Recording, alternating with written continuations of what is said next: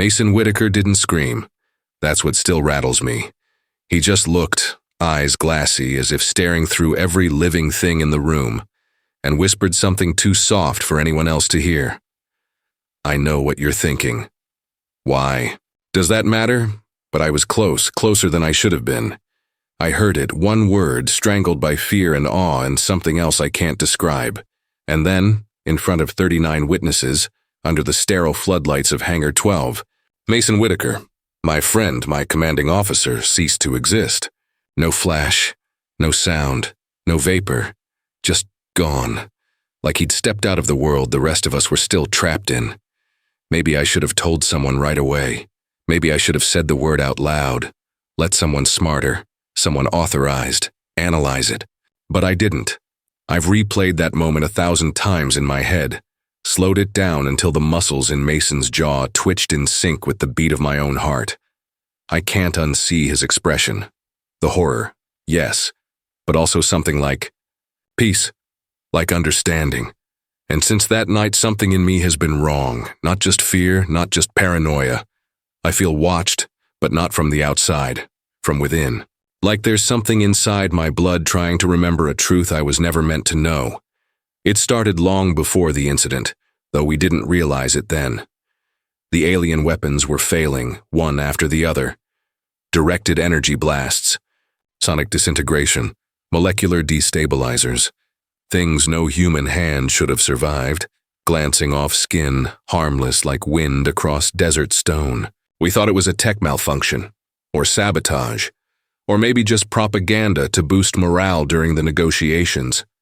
But the data never lied. Our soldiers walked through hellfire untouched. Med scans came back clean. No anomalies, no external factors.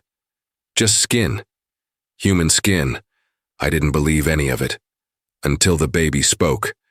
My niece, 6 months old, hadn't even learned to crawl. She lay in her crib one night under a soft red glow from the hallway lamp, murmuring nonsense syllables, like any infant. Then she paused. Her eyes locked onto mine in a way no child should be able to, and her voice changed. She said, in perfect cadence and tone, the same word Mason whispered before he vanished, and then she smiled. Not the giggle of a child, but the smile of someone ancient, someone waiting. The walls of reality are thin, thinner than we've been told. There are things older than memory folded into our DNA like forgotten hymns. And now, as I sit here writing this, my door triple locked, every screen covered, the lights flickering even though the power's stable, I know the truth isn't buried. It's hiding in plain sight, in us, like a scar we've learned not to question. But there's something I haven't told you, something I only realized today, something that makes my veins ache with cold. I played the surveillance footage from Hangar 12 again, just once, before I burned the drive. Right before Mason disappeared in the reflection of the hangar glass for exactly 2 frames, 2 tiny frames, you can see him. Not as he was, but as something else, something wearing him. And just now, seconds before I hit record, I looked into my bathroom mirror and saw the same thing, behind my eyes. The mirror didn't blink. Neither did I, though I wanted to. The thing behind my eyes was subtle, a shadow, a flicker of something that shouldn't be there but felt utterly familiar.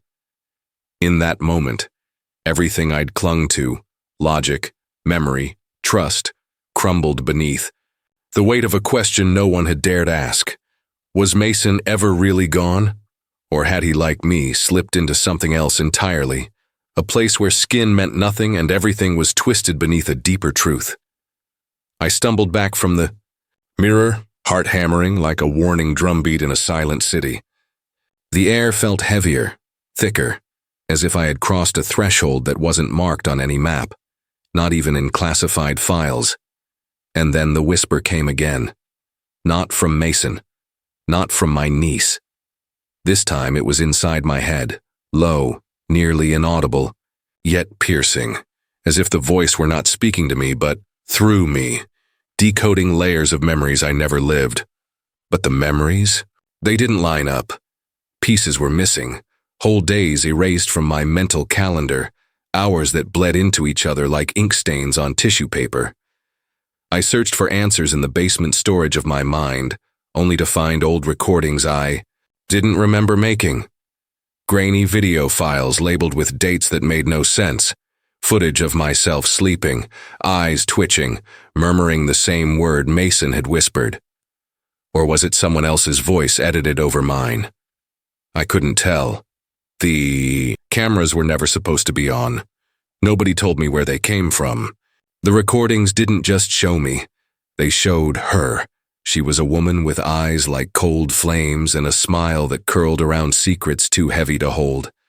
She wasn't anyone I recognized, but she was always there in the background, lurking, just out of focus, whispering things that slipped through the cracks of my sanity. Sometimes she spoke in Mason's voice, sometimes in my niece's. Other times she was just there, watching, waiting. And then there was Liam. I met Liam the night after I first saw that thing behind my eyes in the mirror. He showed up uninvited, claiming he'd been trying to find me since before Mason disappeared. Liam had that easy charm, easy smile, easy eyes, but his gaze was too sharp, too calculating, like he was measuring me for something I didn't yet understand. He said he'd been tracking the real, unsolved mystery, the truth behind what no one tells you, the story buried under layers of lies and fear. But Liam's truth twisted like smoke. One minute he sounded like a prophet, the next a con man with a glint of desperation that made me question his every word. He pulled out files, dropped names I'd never heard, yet somehow knew, like he was tapping into a well of forbidden knowledge. Yet when I asked him about Mason, about the recordings, about the whispers in my head, he'd shrug, smile and say, "Maybe it's all in your head." That phrase became a mantra. Maybe it's all in your head. Liam wasn't the only one saying it, though. Friends, colleagues, even my own reflection seemed to mock me. The deeper I dug, the more I realized I couldn't trust what I saw, what I heard, what I remembered. One night, Liam showed up again, this time holding a recorder. "Listen," he said, pressing play. The audio was distorted, static and broken words tangled with a low guttural hum. Then, clear as daylight, Mason's voice. "They don't want you to remember. Not yet. It's safer this way." But the yaw. Next playback was different. This time, a child's laughter, my niece's voice calling a name I didn't know, and then silence. I dropped the device. Liam's face shifted, the charm peeling away to reveal something colder, darker, a flicker of something that didn't belong. "You're seeing things that aren't there," he said softly, eyes glinting. "Or maybe you're finally seeing too much." And in that moment I realized the most terrifying weapon wasn't some alien technology or invincible force. It was doubt, the weapon that dissolves your mind, that blurs the line between what's real and what's nightmare, between who you were and who you're becoming. Because what they don't want you to remember isn't just a secret about weapons or disappearances. It's about us, about what hides beneath our skin, in the spaces between memories and moments, waiting for the right time to wake. And I don't know if Mason ever left at all, or if I'm the one who's already gone. The mirror waits, the whisper waits, and somewhere in the shadows, she waits too, smiling, watching, knowing that soon, everything will change, but will I be ready when it does? I thought I had it, the hidden truth, the key to all of it, the pieces that snap together just enough to make sense. It was like walking through a fog and suddenly finding a doorway, the edges sharp and clear, the promise of answers a weight that lifted my chest. Liam had led me to an old archive, buried beneath the city's crumbling library, a place where files had been forgotten or deliberately erased. There were no cameras, no eyes watching. At least that's what I told myself as I flipped through brittle folders and yellowed tapes. A memory glitch in the system, a gap in the official narrative where I discovered a report from a decade ago, one nobody was supposed to see. The document told a story that mirrored my own nightmare in horrifying detail. A man named Henry Caldwell vanished during an experimental military operation, whispered a name no one else recognized, and was never seen again. The eerie parallel stopped me cold, like staring into a cracked mirror reflecting a face I almost remembered. Henry's disappearance had been buried, labeled an accident, a freak error swept under the rug. But the whispers in the report, the strange fragments of audio transcribed there, they matched the word Mason and my niece had spoken. It was the same thing, the same force creeping through time, threading these disappearances together with invisible silk. I could feel the weight of every lost soul pressing against the thin membrane between what we call reality and something else. And yet, for a moment, the truth felt like salvation. If this had happened before, maybe there was a pattern, a way to break it.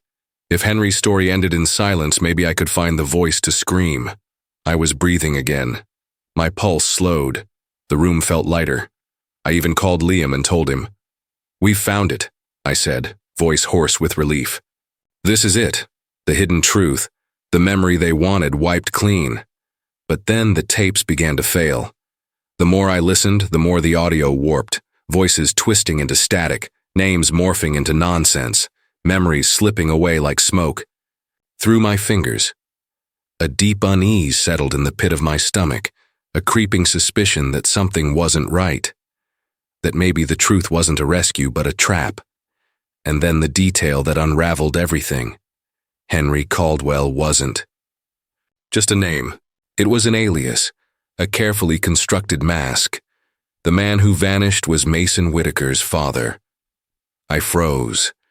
The lines between past and present shattered like glass beneath my shaking hands. The father who whispered the forbidden word first, whose disappearance was erased from every record but echoed in the corridors of my mind.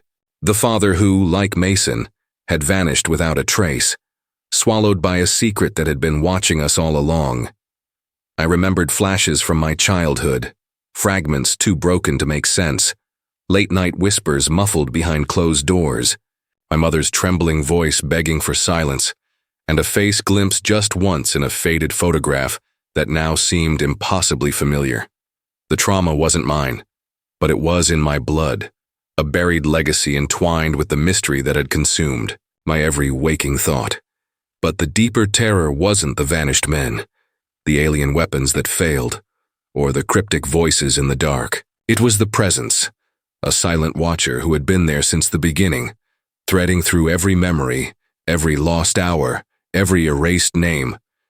It didn't need to be named. It didn't have to announce itself.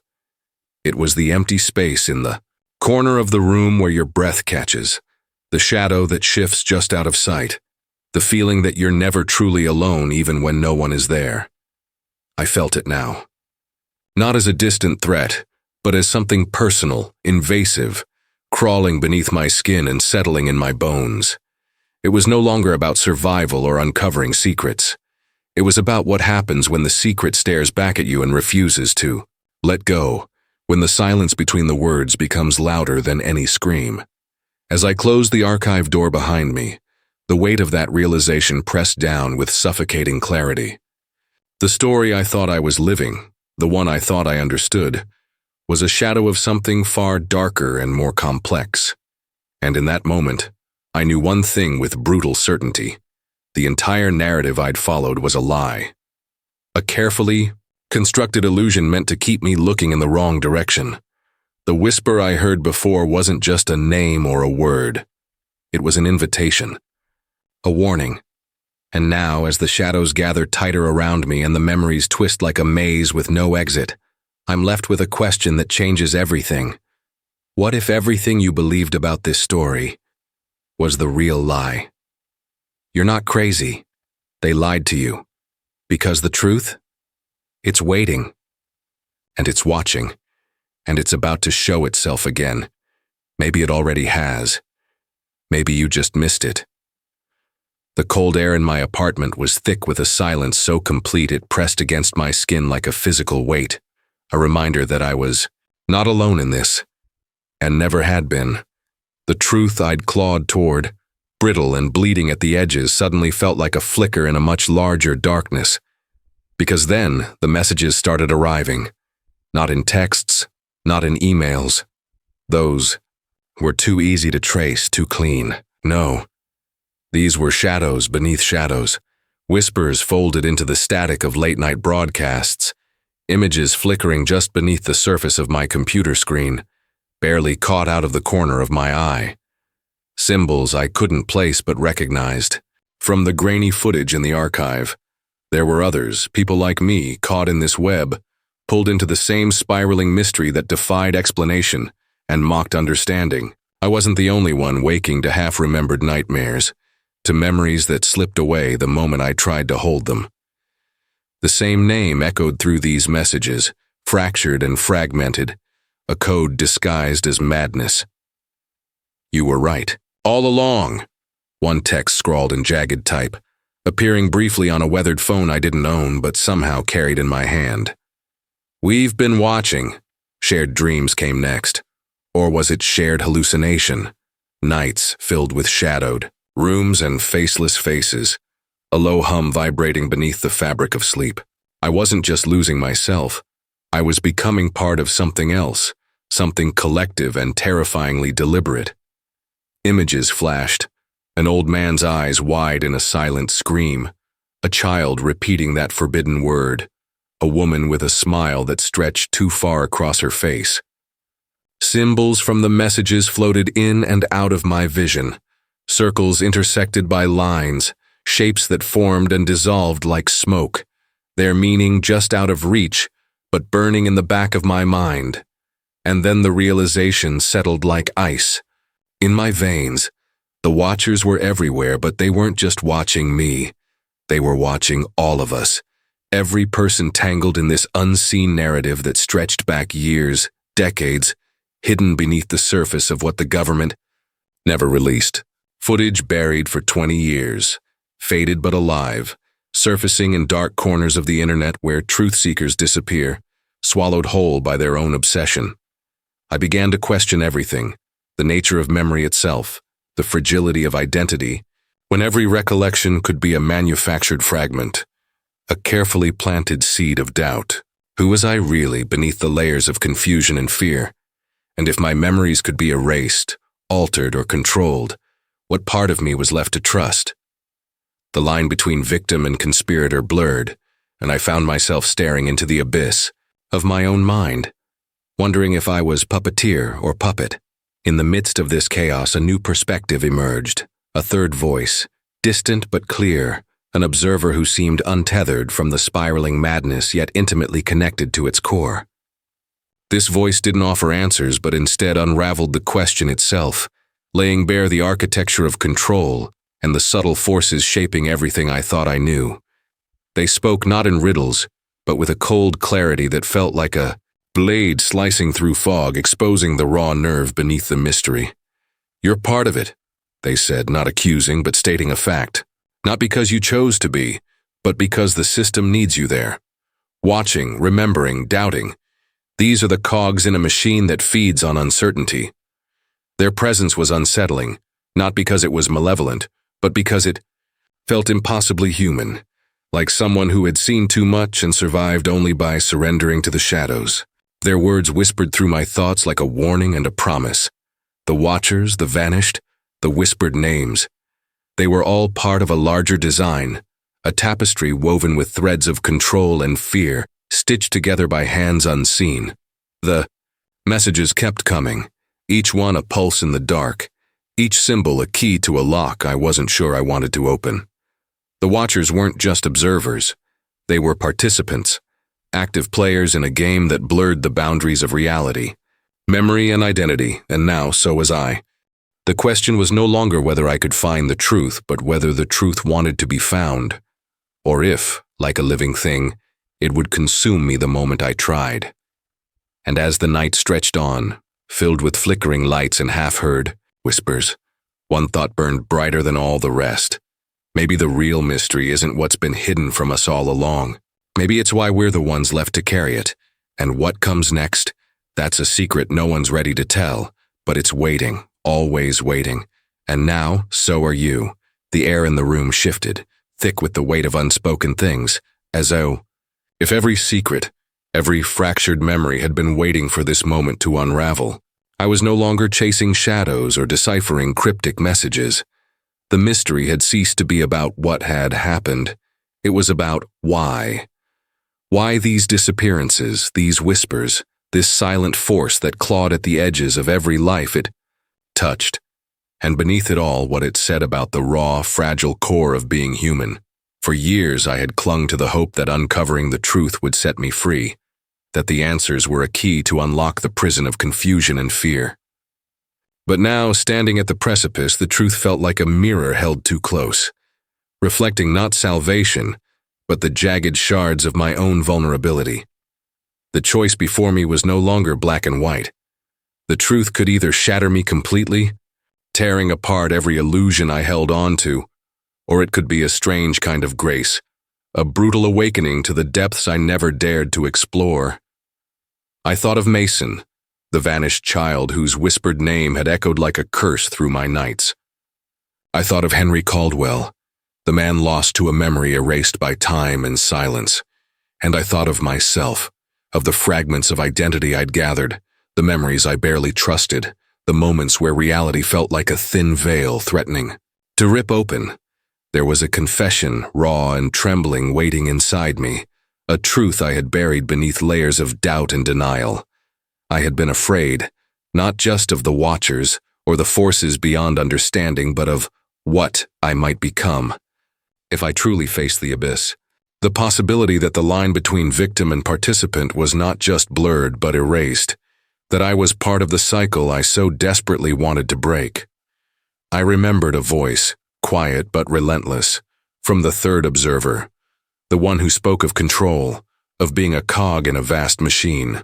Their words no longer felt like warnings but a painful admission of the inescapable.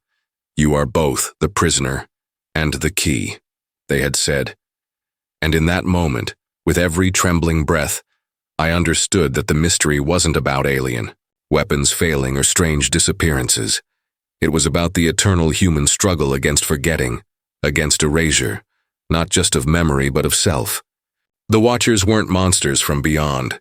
They were the shadows of our own minds, the parts of us that fear vulnerability, that try to silence the past so it doesn't bleed into the present. What had been done to me, to Mason, to Henry, it was a reflection of a deeper truth, that memory is a battleground, and identity a fragile flame flickering against the dark. The terror wasn't the unknown. It was the idea that to truly live, to truly remember, we must face the parts of ourselves that we want to hide, the pain we try to erase. Now, as the line between waking and dreaming blurred, I stood at a crossroads. I could retreat into the comfortable fog of ignorance, letting the Watchers keep their silent vigil, letting the truth slip back into shadow. Or I could embrace the unbearable light of awareness, even if it meant losing everything I thought I was. The choice was mine, and it was terrifying, because in the end, the mystery wasn't about what they did to me. It was about what I was willing to do to myself to survive.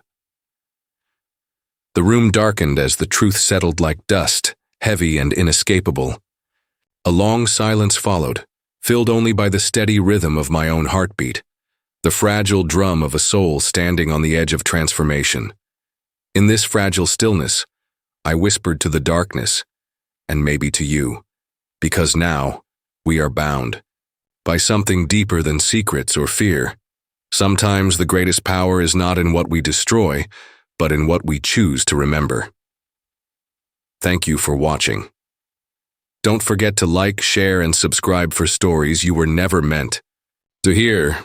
Until next time, remember, some truths don't want to be found.